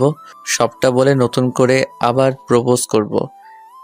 তার মানে আরো 1 মাস ইভাকে কষ্ট দিবি? জি মহারানী, আমিও কম কষ্ট পাইনি। এখন চলো, ক্লাস করতে হবে।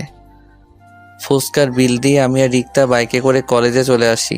বাইকটা রেখে আমি আর রিক্তা ক্লাসে চলে যাই। কলেজ ছুটির পর আমি রিক্তাকে তার বাসায় নামিয়ে দিয়ে আমি বাসায় চলে আসি।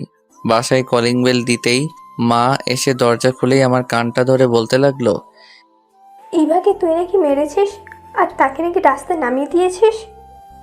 ইভা যে এতদিন রিক্সা করে কলেজে যায় মা জানে না। মা আমি তো কিছু করিনি।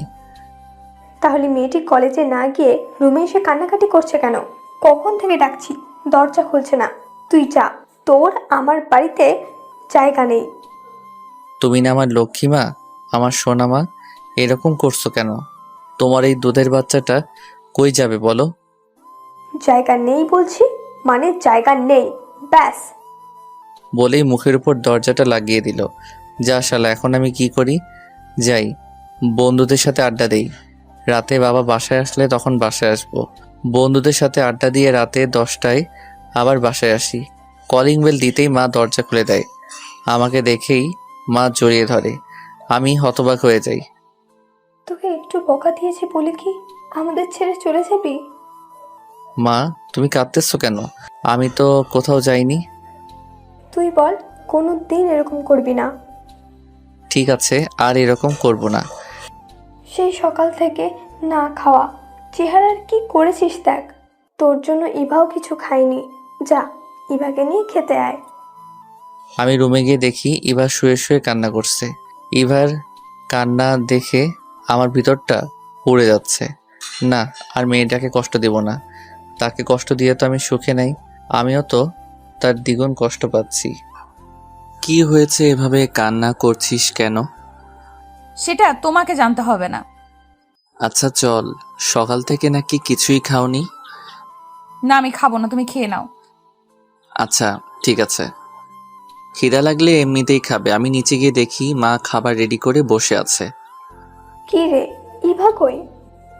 তোমার বৌমা নাকি খাবে না? আচ্ছা, তুই খেয়ে ইভার জন্য খাবার নিয়ে রুমে যাস। আচ্ছা তুমি ইভার জন্য খাবার বেড়ে দাও। রাক্ষসটা একবার না করতেই চলে গেল। আমি যে তার সাথে রাগ করে খাইনি, আমাকে একবার জোর করলো না। খিদায় পেটে ইঁদুর দৌড়াচ্ছে। এখন কি করি? না খেয়ে থাকতে হবে সারা রাত। কেন যে সে সময় না করতে গেলাম? এই কি সাউন্ড প্লেট হাতে রুমে আসতেছে, সে কি আমাকে দেখিয়ে দেখিয়ে খাবে নাকি? এই নাও, আমি জানি তোমার খিদে পেয়েছে, খেয়ে নাও। না আমি খাবো না। ভালো করে বলছি তো, তাই কানে যায় না। খেতে পারি একটা শর্ত, কি শর্ত শুনি? আমাকে খাইয়ে দিতে হবে। শাওন কিছু একটা ভেবে ইভার মুখের সামনে খাবার তুলে দিল। হ্যাঁ করো। ইভা হা করলে শাওন ইভাকে খাইয়ে দিতে লাগলো। এবার খুব ভালো লাগছিল। এই কয়েকদিনে শাওনকে খুব ভালোবেসে ফেলেছে। শাওনের প্রতিটি স্পর্শ এখন ইভার ভাল লাগে। কেন যে আগের শাওনকে অবহেলা করলো। ইভাকে খাইয়ে দিয়ে ইভার মুখটা মুছে দিয়ে প্লেটটা টেবিলে রেখে দিলাম। মনে মনে ভাবছি মেয়েটা সত্যি আমাকে খুব ভালোবাসে। শাওন, তুমি কি সত্যি আমাকে ডিভোর্স দিয়ে দিবে? কেন, তুমি ডিভোর্স চাও না? না, আমি ডিভোর্স চাই না। সেদিন আমি এমনিতেই রাগে ডিভোর্সের কথা বলেছিলাম। এ ব্যাপারে আমরা পরে কথা বলি বলে আমি সোফায় শুয়ে পড়লাম। সকালবেলা ইভার ডাকে ঘুম ভাঙলো। ফ্রেশ হয়ে নাস্তা করলাম। কলেজে যাওয়ার জন্য রেডি হচ্ছি। এমন সময় চলো না, আজ আমরা ঘুরতে যাই। অনেক দিন হলো তোমার সাথে ঘুরতে যাই না। না, আজকে রিক্তাকে নিয়ে মুভি দেখতে যাব। আজকে সময় নেই, আমি এমনিতেই বানিয়ে বললাম। রিক্তার কথা বলাতে ইভার মনটা খারাপ হয়ে গেল। শুধু রিক্তা রিক্তা রিক্তা, কি আছে এই মেয়ের মধ্যে যা আমার মধ্যে নেই? রিক্তাকে আমার থেকেও বেশি সুন্দরী। রিক্তার মধ্যে কি আছে শুনতে চাও? রিক্তা তোমার মতো অহংকারী না। রিক্তার ভালো একটা মন আছে, যা তোমার মধ্যে নেই। তাছাড়া রিক্তা আমাকে খুব ভালোবাসে। কি পেয়েছি তোমাকে ভালোবেসে বলতে পারবে? চড় থাপ্পড় ছাড়া। সেই ছোটকাল থেকে তোমাকে ভালোবেসেছি, বিনিময়ে কি পেয়েছি? শুধুই অবহেলা। এখন আমাকে একটু শান্তিতে থাকতে দাও। ইভার দিকে চেয়ে দেখি শুধুই চোখের জল ফেলছে, আর কিছুই বলছে না। শোন, আমার সামনে এসব ন্যাকা কান্না করবে না। এসব আমার একদম পছন্দ না। এদিকে ইভা ভাবছে আগে শাওন তাকে কত ভালোবাসতো, তার জন্য কত কি করতো। তার মন খারাপ দেখলে সহ্যই করতে পারতো না, তাকে হাসানোর কত চেষ্টা করতো। সেই শাওন এখন বলছে তার কান্না নাকি নেকি কান্না। এসব ভেবে ইভা হাউ মাউ করে কেঁদে উঠলো। আমি তাড়াতাড়ি করে ইভার মুখটা চেপে ধরি। মা শুনতে পারলে আজ আমার খবর আছে। কালকে কোনো রকম বেঁচে গেছি। ইভা প্লিজ কান্না থামাও, মা শুনতে পারলে আমাকে মেরে ফেলবে। ইভা কান্না থামালো, কিন্তু মাঝে মধ্যে ফুপাচ্ছে আর চোখের জল ফেলছে। যতই হোক ইভাকে ভালোবাসি তো, তাই ইভার সামনে বসে ইভার চোখের জল মুছে দিয়ে বললাম, সরি। আচ্ছা চলো, আজ আমিও তোমার সাথে রিক্সা করে কলেজে যাব। ইভা কান্নামাখা কণ্ঠে বলল, না, তুমি যাও, আমি কলেজে যাব না। আমি আর কিছু না বলে কলেজে চলে গেলাম। আমি জানি ইভা এখন দরজা লাগিয়ে শুয়ে শুয়ে কান্না করবে। করুক, তাতে আমার কি? আমিও তো ইভার জন্য কম কান্না করিনি। কলেজে এসে কিছুই ভালো লাগছে না।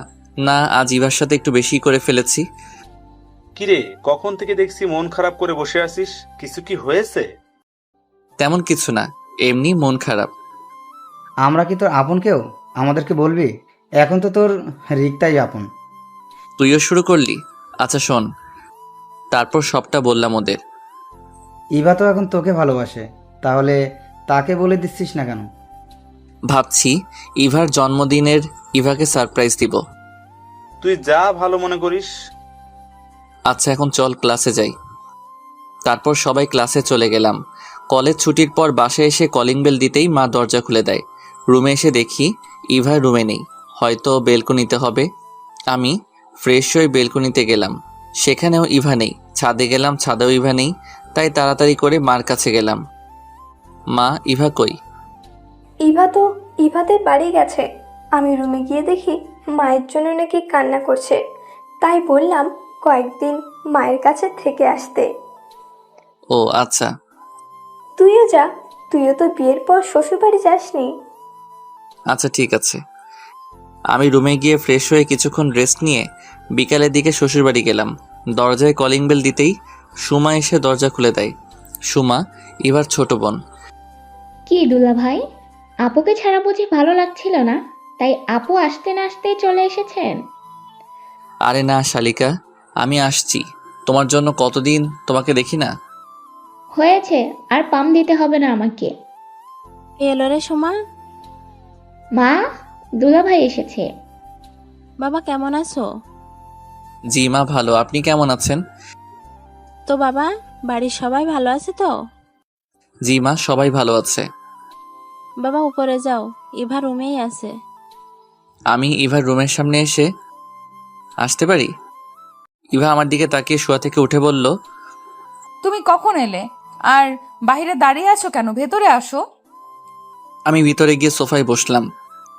তুমি ফ্রেশ হয়ে নাও, আমি তোমার জন্য কফি বানিয়ে আনছি। আমি ফ্রেশ হয়ে এসে দেখি ইভা কফি নিয়ে দাঁড়িয়ে আছে। এই নাও। আমি কফিটা নিয়ে বেলকনিতে দাঁড়িয়ে কফি খাচ্ছি। ইভার রুমের বেলকনিটা খুব সুন্দর। বেলকনিতে কয়েক ধরনের ফুলের গাছ আছে, খুব সুন্দর দেখতে। সুমা মনে হয় এগুলো দেখাশোনা করে। বেলকনিতে খুব সুন্দর মনোরম পরিবেশ একটা। আমি কফি খাচ্ছি আর মনোরম সৌন্দর্য উপভোগ করতে লাগলাম। অর্ধেক কফি খেতেই হঠাৎ ইভা এসে ছো মেরে কফিটা খেয়ে গেল। এটা কি হলো? তোমার আর খেতে হবে না, বাকিটা আমি খাবো। বলে ইভা কফিতে চুমুক দিল। আজব তো, নিজের জন্য একটা বানিয়ে আনলেই তো পারে, আমারটা নিয়ে গেল। আমি আর সেখানে দাঁড়িয়ে না থেকে রুমে এসে পড়লাম। রুমে এসে একা একা ভালো লাগছে না, তাই গল্প লিখতেছিলাম। দুলা ভাই, রুমে কার সাথে এত চ্যাটিং করেন? আমি সামনে তাকিয়ে দেখি সুমা। চ্যাটিং করি না শালিকা, গল্প লিখছিলাম। এখন গল্প লিখতে হবে না, চলেন ছাদে যাই, আড্ডা দিব। আপু, তুইও চল না। তারপর ছাদে তিনজন বসে আড্ডা দিলাম। সুমা মেয়েটা না খুব মিশুক, এত কথা বলতে পারে মেয়েটা। কথা বলতে শুরু করলে থামতেই চায় না। শাশুড়ি আম্মা ছাদে এসে ডেকে গেছেন রাতের খাবার খাওয়ার জন্য, তাই নিচে চলে যাই। নিচে গিয়ে খাবার টেবিল দেখে তো আমার চোখ কপালে উঠে গেল। এত খাবার! খাবার দেখে মনে হচ্ছে এই বাড়িতে থেকে যাই আজীবন, জামাই আদর পাবো। খেতে বসে তো পড়লাম আরেক বিপদে। কি বাবা, কিছুই তো খাচ্ছ না? এটা নাও ওটা নাও, না করার শর্তেও জোর করে দেয়। এত খাবার মনে হয় আমি জীবনেও খাইনি। খাওয়া দাওয়া শেষে রুমে চলে আসি। এই তোমার মা কি আমাকে মারার প্ল্যান করছে নাকি? ইভা আমার দিকে অবাক হয়ে তাকিয়ে আছে। জোর করে এত খাবার খাওয়ালো, আমার খুব ক্লান্ত লাগছে। আচ্ছা একটা বালিশ দাও, আমি ঘুমাবো। শোনো, তুমি খাটে ঘুমাও, আমি সোফায় থাকি। না থাক, তুমি খাটে থাকো। আমাদের বাড়িতে এসে তুমি সোফায় থাকবে তা হয় না। তোমার সোফায় থাকা অভ্যাস নাই, তুমি থাকতে পারবে না। আচ্ছা ঠিক আছে, আমরা দুজনেই খাটে থাকি, মাঝখানে কোলবালিশ থাকবে। আচ্ছা ঠিক আছে বলে আমি খাটে একপাশে শুয়ে পড়লাম। সকালবেলা ঘুম ভাঙতেই আমার বুকে ভারী কিছু একটা অনুভব করলাম। চোখ খুলে দেখি ইভা আমার বুকে মাথা দিয়ে শুয়ে আছে। তখন যে আমার কি ভালো লাগছিল তা বলে বোঝাতে পারবো না। এই প্রথম ইভার আমার এত কাছে এসেছে। নিজের অজান্তেই ইভাকে আমি জড়িয়ে ধরি। কখন যে আবার ঘুমিয়ে গেছি বলতেই পারিনি। ইভার ডাকে আবার ঘুম ভাঙলো আমার। ইভা একটা মুচকি হাসি দিয়ে বলল, এখন আমাকে ছাড়বে নাকি এইভাবে জড়িয়ে ধরে রাখবে? ও সরি। এই যা খেলাম একটা বাস। কেন? যখন ঘুমিয়ে গেছিলাম। লজ্জায় এখন আমার মাথা কাটা গেল। ইভা ফ্রেশ হয়ে এসে আমার দিকে তাকিয়ে মুচকি একটা হাসি দিল। আমি পুরো লজ্জায় শেষ হয়ে গেলাম। যাও, আর লজ্জা পেতে হবে না, ফ্রেশ হয়ে এসো। মা কয়েকবার ডেকে গেছেন নাস্তা করার জন্য। আমি বিছানা হতে উঠে ফ্রেশ হতে চলে গেলাম। ফ্রেশ হয়ে এসে ইভার সাথে নিচে গেলাম। আমি আর ইভাই শুধু খেতে বসেছি। মনে হয় অন্যরা খেয়ে ফেলেছে। কি দুলা ভাই, আপু কি রাতে ঘুমাতে দেয় না? সকালবেলা এত ঘুমান। সুমা, তুই চুপ করবি? আর তুই কলেজে যাসনি কেন? আজকে দুলা ভাইয়ের সাথে ঘুরতে যাব। আচ্ছা ঠিক আছে, বিকালের দিকে যাব। না, দুলা ভাইকে এখন শপিং এ নিয়ে যাব, কিছু কেনাকাটা করে তারপর বিকাল দিকে ঘুরতে যাব। খাইছে রে আমারে, এই মেয়েকে নিয়ে মার্কেটে গেলে তো আমার পকেট পুরো ফাঁকা করে দিবে। বিয়ে করলে এই এক জ্বালা, শ্বশুর বাড়ি গেলে শালা শালিকা পকেট পুরো ফাঁকা করে ফেলে। লজ্জায় কিছু বলাও যায় না। যারা বিয়ে করেছেন তারা এই বিষয়ে আমার থেকেও বেশি জানেন। দুপুরের দিকে সুমাকে নিয়ে মার্কেটে গেলাম। সুমা শুধু ঘুরে ঘুরে দেখে, কিছুই পছন্দ হচ্ছে না। অবশেষে 2টা জামা নিল। আমিও ইভার জন্য পছন্দ করে একটা নীল শাড়ি কিনলাম। বিয়ের পর কিছুই দেয়নি মেয়েটিকে, কোনোদিন কিছু চাইও নি মেয়েটি। সুমাকে নিয়ে একটা রেস্টুরেন্টে গেলাম। লাঞ্চ করে বাসায় চলে আসি। আমি রুমে গিয়ে দেখি ইভা শুয়ে আছে। আমি শাড়ির প্যাকেটটা খাটে রেখে ফ্রেশ হতে গেলাম। ফ্রেশ হয়ে এসে দেখি ইভা শাড়িটা দেখতেছে। শাড়িটা কি আমার জন্য এনেছো? না, এটা রিক্তার জন্য কিনেছিলাম। তুমি যেহেতু প্যাকেটটা খুলে ফেলেছো তাহলে তুমি রেখে দাও। মিথ্যা বললাম, সত্যিটা তো আপনারা জানেন। ইভা ছলো ছলো চোখে আমার দিকে তাকিয়ে আছে।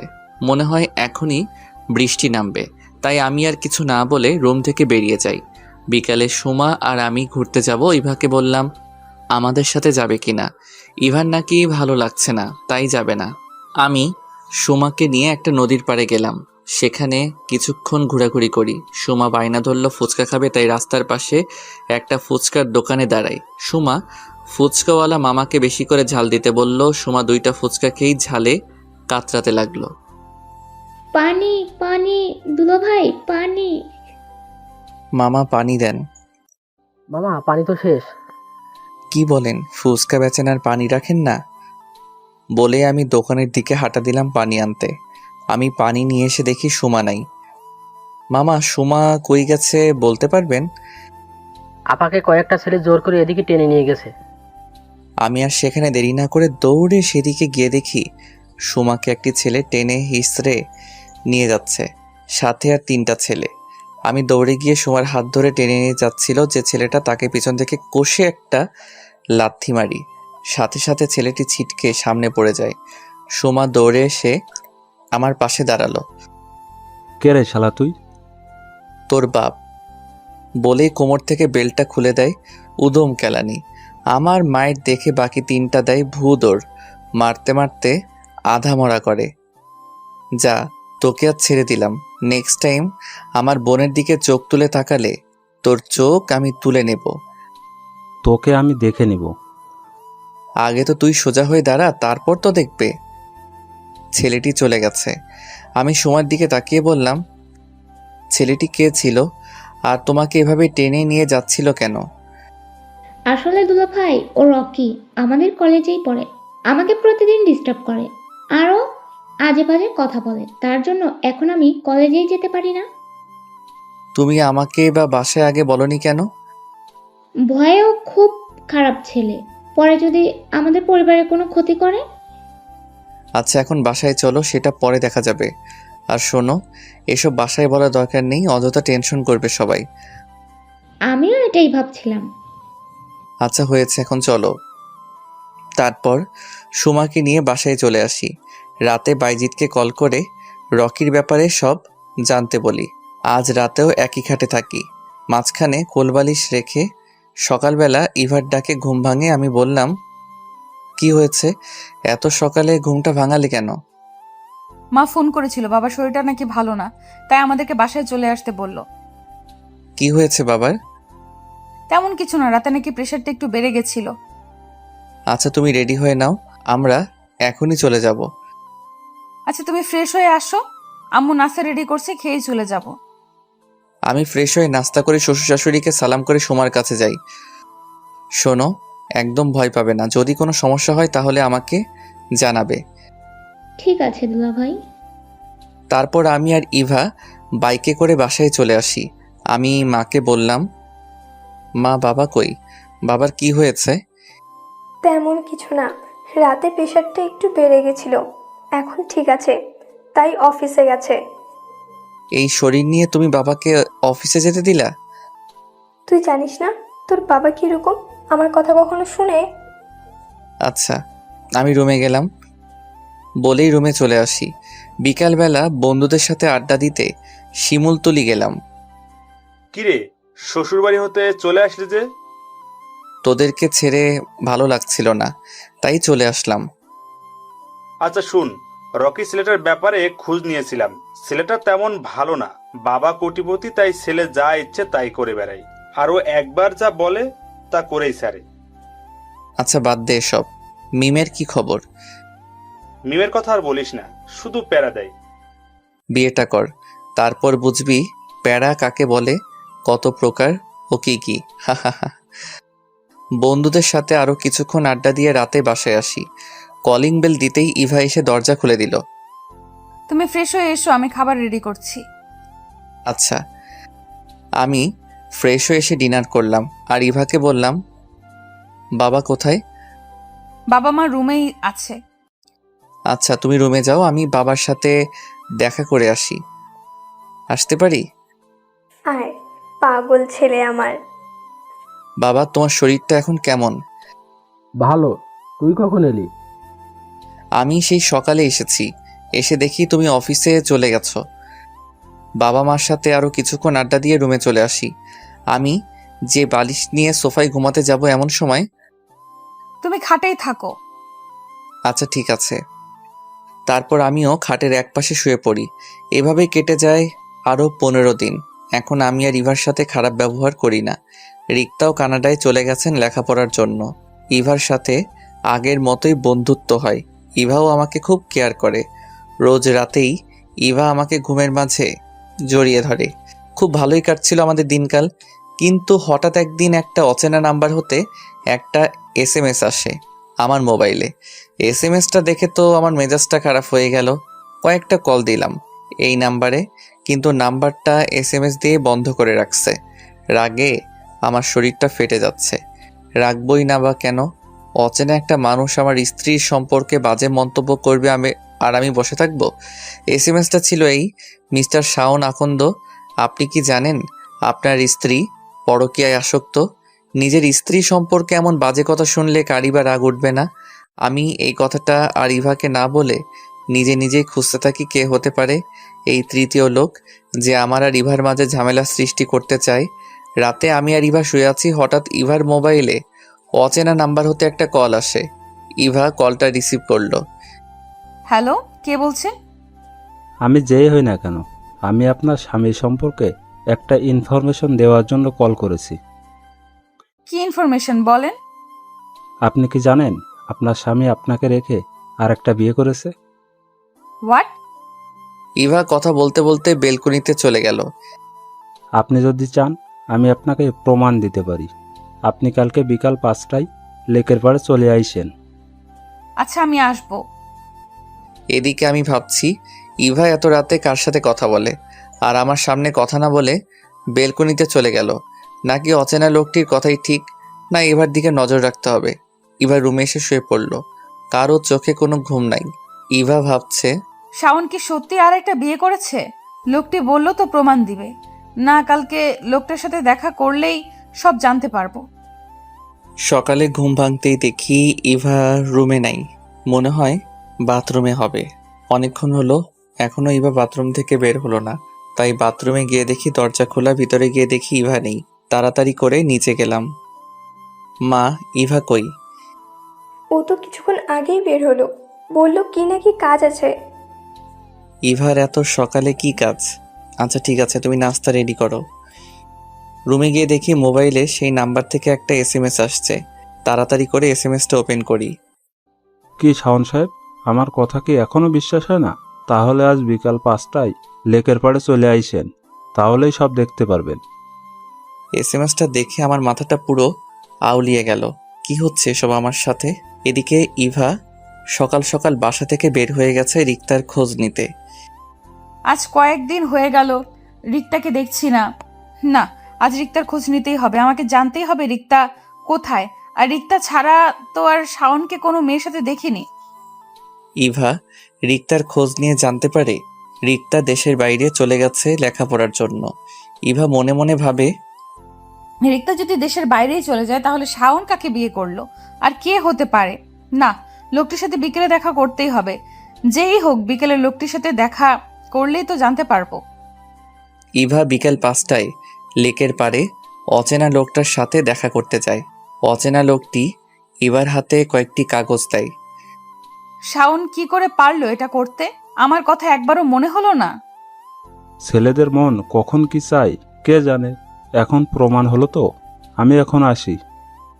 অচেনা লোকটি চলে গেল। ইভা দাঁড়ানো থেকে দপাস করে বসে পড়ল। আর এসব কিছু শাওন আড়ালে দেখে আসছে। কি হলো ইভার? আর ইভার হাতে কিসের কাগজ? আর এই লোকটি বা কে? যাই হোক, আগে এই অচেনা লোকটিকে ধরতে হবে, তাহলেই সব জানতে পারবো। আমি বাইজিৎ আর তানিমকে ফোন করে আসতে বলি, আর আমি লোকটি পিছু নেই। কিছুক্ষণ পর বন্ধুরা আসলে সুযোগ বুঝে অচেনা লোকটিকে ধরে ফেলি। 3 বন্ধু মিলে অচেনা লোকটিকে ইচ্ছে মতো কেলানি দেওয়ার পরে লোকটি মুখ খুলল। আমি রকির লোক, রকি আমাকে পাঠিয়েছে। ইভাকে কিসের কাগজ দিয়েছিস বল? আপনার আর রিক্তার জাল কাবিননামা আর কিছু ছবি। আমি বাইজিতের দিকে তাকিয়ে বললাম, অনেক রাত হয়েছে, তোদের যা ইচ্ছা কর, তারপর পুলিশে দিয়ে দিস। আচ্ছা, আমরা সব ব্যবস্থা করছি, তুই যা। আমি রাত 10টায় বাসায় ফিরি। দরজায় কলিং বেল দিতেই মা এসে দরজা খুলে দেয়। আমি যেই ঘরে ঢুকবো ঠাস ঠাস করে 2টা থাপ্পড় বসিয়ে দেয় মা। তুই এক্ষুনি বাসা থেকে বেরিয়ে যা, তোর মতো কুলাঙ্গারের এই বাসায় জায়গা নেই। মা আমি কি করেছি বলবে তো? কি করেছি মানে? তুই জানিস না তুই কি করেছিস? মা আমি সত্যিই জানি না। তুই ইভাকে রেখে আরেকটি বিয়ে করিসনি? তোর জন্য আজকে আমার মেয়েটি কাঁদতে কাঁদতে বাসা থেকে বের হয়ে চলে গেছে। মা আমি সত্যি বিয়ে করিনি, এটা আমাকে ফাঁসানো হচ্ছে। আমাকে আর মিথ্যে বলতে হবে না, আমি নিজ চোখে দেখেছি। তুই এক্ষুনি বাসা থেকে বেরিয়ে যা। মাকে আর বুঝিয়ে লাভ নেই। আমি জানি মা আমার কথা কখনো বিশ্বাস করবে না, তাই বাইকটি নিয়ে বেরিয়ে পড়ি। গন্তব্য ইভাদের বাসা। প্রায় 11টায় ইভাদের বাসায় যাই। দরজার কলিং বেল দিতেই শাশুড়ি আম্মা দরজা খুলে দেয়। শাওন, তুমি ভিতরে আসো। মা ইভা কই? রুমে আছে, যাও তুমি। যাক, এই বাড়িতে মনে হয় জানে না, তাই জামাই আদর করতেছে। আমি ইভার রুমে গিয়ে দেখি ইভা রুমে নাই। কিছুক্ষণ পর ইভা ওয়াশরুম থেকে বের হয়ে আমাকে দেখে বলল, তুমি কেন এসেছো? এখনই আমার রুম থেকে বেরিয়ে যাও। আমার বউটা দেখি আমার সাথে রাগ করছে। ছুবে না তুমি আমাকে। বলেই এক ধাক্কা দিয়ে আমার থেকে নিজেকে ছাড়িয়ে নিল। কি ভুল করেছি আমি বলবে তো আমাকে? আমার সাথে কেন আইসিস? রিক্তার কাছে যা না। ও নাকি রিক্তা এখন নেই বলে আমার কাছে আইসিস দেহের স্বাদ মেটাতে। ইভা কথাটি বলার সাথে সাথে ঠাস করে একটা থাপ্পড় বসিয়ে দেই আমি, আর বললাম, এই তোমার ভালোবাসা? তোমার ভালোবাসার প্রতি কোনো বিশ্বাস নেই? কোনো অচেনা লোকের কথাই নিজের স্বামীকে ভুল বুঝলে? কথাটা বলেই মোবাইলটা বের করে রকির লোকের জবানবন্দিতে কে ইভাকে দেখাই। আচ্ছা বুঝলাম, বিয়ে না হয় করিনি, তুমি তো রিক্তাকে ভালোবাসো। কে বলেছে? আমার এত সুন্দরী বউ থাকতে এই রিক্তাকে ভালোবাসতে যাব? দাঁড়াও রিক্তাকে একটা কল দেই। বলেই রিক্তাকে কল দিয়ে লাউড স্পিকার অন করে দেই। রিক্তা বলল, কিরে, কি খবর? তোর বউকে এখনো কি জ্বালাস নাকি বলে দিয়েছিস? না রে, তোর ভবিষ্যতের সাথে কথা বলবে। দে ভাবিকে কথা বলি। দিতে হবে না, লাউড স্পিকার দেওয়া আছে, তুই কথা বল। সরি ভাবি, আপনাকে অনেক জ্বালিয়েছি। আসলে আমি আপনাকে বলে দিতে চাইছিলাম, কিন্তু শাওনের নাকি আপনাকে জ্বালাতে খুব ভালো লাগে, তাই আমাকে বলতে দেয়নি। কি আমাকে ফাঁসানো হচ্ছে? তোর ভালো হবে না কিন্তু। ভাবি দেখছেন শাওন কি বলে? আপু, আপনি কোনো চিন্তা করবেন না, আমি শাওনকে দেখে নেব। রিক্তার সাথে কথা বলা শেষ করার সাথে সাথে ইভা আমার উপর ঝাঁপিয়ে পড়ল। কি, আমাকে জ্বালাতে তোমার ভালো লাগে তাই না?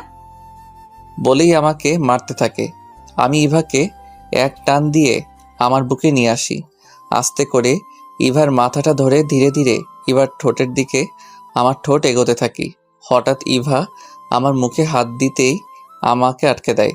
আমি লজ্জায় মাথা নিচু করে রাখি। ইভা আমার গালে একটা কিস করে দৌড়ে পালিয়ে যায়। যা বাবা, আমি লজ্জা পাচ্ছি, আর সে কিস করে চলে গেল। কিছুক্ষণ পর ইভা আমার জন্য খাবার নিয়ে আসলো। নাও খেয়ে নাও, আমি জানি তুমি কিছুই খাওনি। তুমি খাইয়ে দাও। আচ্ছা হা করো। ইভা 2 নলা খাইয়ে দেওয়ার পর আমি বললাম, এখন তুমি খাও, আমি জানি তুমিও খাওনি। না আমি খাবো না। কেন খাবে না? বারে, আমি তোমায় খাইয়ে দিয়েছি, তুমি আমায় খাইয়ে দিবে না? ও সরি, প্লেটটা আমার হাতে দাও, আমি তোমায় খাইয়ে দিচ্ছি। আমি ইভাকে খাইয়ে দিয়ে প্লেটটা টেবিলে রেখে দিলাম। আচ্ছা শাওন, তুমি কি এখনো আমায় আগের মতোই ভালোবাসো? আমি ইভাকে জড়িয়ে ধরে বললাম, পাগলি। তাহলে এতদিন আমায় কষ্ট দিলে কেন? আসলে আমি তোমাকে বোঝাতে চেয়েছিলাম ভালোবাসা কি, আর নিজের কাছের মানুষের অবহেলা করলে কতটা কষ্ট লাগে, আর আমি তোমাকে তোমার জন্মদিনের দিন বলে দিতাম। আচ্ছা এখন বললে কেন? এখন না বললে তো আমার বউটা আমাকে ভুল বুঝতো। আচ্ছা শাওন, এই লোকটাকে আর তোমার সাথে এর কিসের শত্রুতা? পরে একদিন বলবো, এখন অনেক রাত হয়েছে, চলো ঘুমাবো। ইভা খাটের একপাশে শুয়ে পড়লো। তখন আমি বললাম, ইভা, ইভা একটু এদিকে আসো না। এখন না, আগে পড়ালেখা শেষ করো, তারপর যখন নিজের টাকায় বউকে খাওয়াতে পারবে তখন কাছে আসবো। এখন জাস্ট তোমায় জড়িয়ে ধরে ঘুমাবো। তাও হবে না, আমি জানি তোমার স্বভাব, জড়িয়ে ধরতে দিলেই অন্য কিছু চাইবে। লাগবো না তোমায় জড়িয়ে ধরতে বলেই আমি মন খারাপ করে অন্য পাশে শুয়ে পড়ি। কিছুক্ষণ পর ইভা বলল, আমার বাবুটা কি আমার সাথে রাগ করেছে? আচ্ছা জড়িয়ে ধরো। লাগবে না। তোমার না লাগলেও আমার লাগবে। আমার তো স্বভাব খারাপ, জড়িয়ে ধরলে অন্য কিছু চাইতে পারি। চাইলে চাইবে, আমার সমস্যা নেই। আমি শোয়া থেকে লাফ দিয়ে বসে বললাম, সত্যি? তাহলে চলো না শুরু করি। কি শুরু করব? যে কাজটা বাসর ঘরে করা হয়নি। যা, আমার লজ্জা লাগে। লজ্জা কিসের? আমি ওই তো বলেই ইভার উপর ঝাঁপিয়ে পড়ি। ইভার গলায় হালকা একটা কামড় দিতেই ইভার পুরো শরীর লাল হয়ে যায়। প্রথমে গলায় কিস করি, তারপর গালে আস্তে আস্তে ইভার ঠোঁটে আসি। পুরো 15 মিনিট ইভার ঠোঁট দুটি আমার দখলে ছিল। এভাবে কেউ কিস করে? আর কিছুক্ষণ হলে তো দম বন্ধ হয়ে মারাই যেতাম। কি করবো বলো, এত বছরে জমানো ভালোবাসা একেবারে পুষিয়ে নিলাম। তাই বলে এতক্ষণ? আমি তো আর পালিয়ে যাচ্ছি না। আচ্ছা চলো আবার শুরু করি, আমার না খুব ভালো লেগেছে। এখন ইবার শাওন হারিয়ে গেছে এক অজানা সুখে। এতদিন পর তাদের ভালোবাসা পূর্ণতা পেল। 5 বছর পর আমি বাসায় এসে কলিং বেল দিতেই শাওমি এসে দরজা খুলে দেয়। শাওমি আমার মেয়ে। মামনি, তোমার আম্মু কই? আব্বু, আম্মু রুমে আছে, তুমি যেও না, আম্মু খুব রেগে আছে। তো মামনি, আমি যদি না যাই তাহলে তোমার আম্মুর রাগ ভাঙাবে কে? আমি শাওমিকে কোলে নিয়ে রুমে গেলাম আর বললাম, আমার বউটা দেখি আমার সাথে রাগ করে আছে। তুমি ছুবে না আমায়। তুমি এখন আমাকে আর ভালোবাসো না। তুমি তোমার মেয়েকে পেয়ে আমাকে ভুলে গেছো। কে বলেছে তোমাকে ভালোবাসি না? এসো একটু আদর করে দেই। আমি ইভার গালে একটা কিস করি, তখন আমার মেয়ে বলে, আব্বু, আমাকেও একটা পাপ্পি দাও। দেখেছো তোমার মেয়ে কত হিংসুটে? আমাকে দিয়েছো বলে তাকেও দিতে হবে। রাখবে তোমার ঝগড়া? এসো মামনি, তোমাকে একটা পাপ্পি দেই। আর এইভাবেই চলতে থাকে আমার সুখের সংসার। আপনারা সবাই দোয়া করবেন আমাদের জন্য। খোদা হাফেজ।